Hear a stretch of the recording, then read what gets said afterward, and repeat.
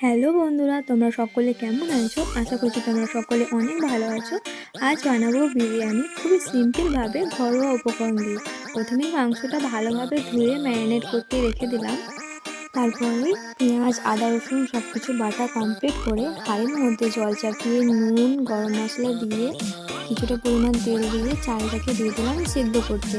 এদিকে চালটা সেদ্ধ হচ্ছে ততক্ষণ আমি বিরিয়ানির জন্য আলুগুলো বেশ ভালো করে ভাজা ভাজা করে নিলাম হলুদ আর অল্প লবণ দিয়ে। তারপর দিয়ে দিলাম মাংসগুলি ভাজা হতে। মাংসগুলো ভাজা কমপ্লিট হয়ে গেলে কিছুটা পরিমাণ পেঁয়াজ কেটে সেটা ব্রেস্তা হওয়ার জন্য দিয়ে দিলাম।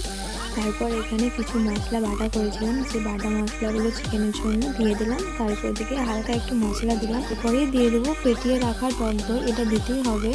তারপরে মাংসগুলি দিয়ে দিলাম। দেখো মাংসটা ফুটে উঠেছে। তো এবার বিরিয়ানিটাকে দমে দেওয়ার জন্য দেখো একটা একটা করে ক্লিয়ার করে নেবো। প্রথমে দিয়ে দিলাম রাইসটা, তার উপর থেকে কিছু বেরেস্তা, তারপরে চিকেনের কিছু পিস, তারপর কিছুটা আলু, তারপর রাইসটা দিয়ে ভালোভাবে ঢেকে 10 মিনিট দমে দেওয়ার পর তোমরা দেখতে পাচ্ছ কতটা সুন্দরভাবে ঝরঝরে রাইসটা হয়েছে। এরপর বেড়ে নেবো কাঁসার থালাতে। বিরিয়ানি খাওয়ার মজাটা কিন্তু কাঁসার থালাতেই। তো দেখে নাও, রায়তা করেছিলাম আর বিরিয়ানি। বাই বন্ধুরা।